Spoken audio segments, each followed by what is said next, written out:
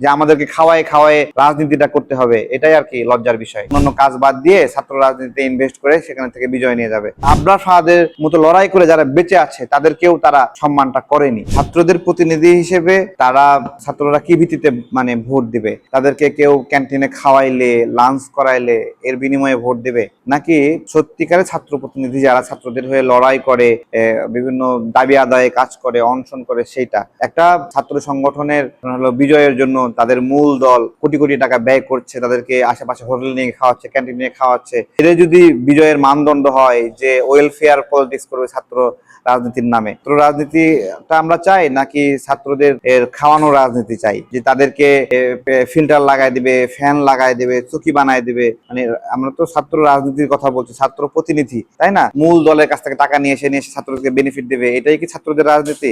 তাহলে এটা যদি হয় তাহলে বলবো যে তাহলে তো দল পুরোপুরি ইনভেস্ট করলে এখানে সারা দেশে অন্যান্য কাজ বাদ দিয়ে ছাত্র রাজনীতিতে ইনভেস্ট করে সেখান থেকে বিজয় নিয়ে যাবে। এটা একটা নির্লজ্জ ব্যবস্থাপনা। যে ছাত্রটা দেখলো তাদের মাঝে কারা সত্যিকার নেতা ছিল, কারা বুক চিতিয়ে লড়াই করেছে ছাত্রদের জন্য, অনশন কর্মসূচি করেছে, জেলখানায় গিয়ে জেল খাটলো, সেই মানুষগুলোর উপরে যে ছাত্ররা দয়া করলো না, তাদের বিষয়ে আমাদের কি বলবো? আমাদের কিছু বলার নাই। এরা তো ওই ছাত্র গোষ্ঠী যারা আবরার ফাহাদকে নিজেদের চোখের সামনে হত্যা করা দেখেও সে চুপ করেছিল। তার পাশে একজন ছাত্রকে মারতে মারতে পিটাইতে পিটাইতে রক্তাক্ত করছে, মেরে ফেলছে, শ্বাস বন্ধ হয়ে গেছে, কিন্তু ওর দরজাটা খুলে বের হয়ে জিজ্ঞাসা করেনি কেন তাকে মারছেন। সে ছাত্ররাই তো ভোট দিয়েছে নাকি?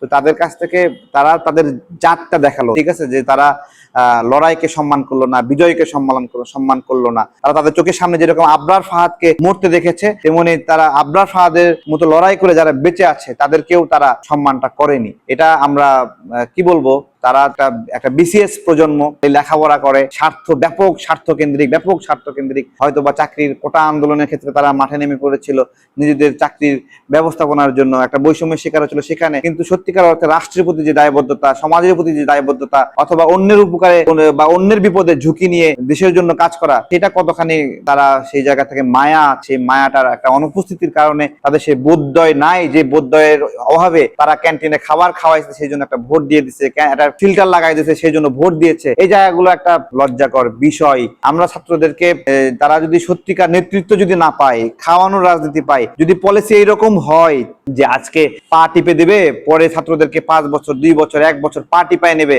এই পলিসি যদি ছাত্ররা না বোঝে তাহলে তাদেরকে বোঝানোর সক্ষমতা আমাদের নাই, এবং আমরাই বরং রাজনীতিতে অপ্রাসঙ্গিক, যে আমাদেরকে খাওয়ায় খাওয়ায় রাজনীতিটা করতে হবে, এটাই আর কি লজ্জার বিষয়।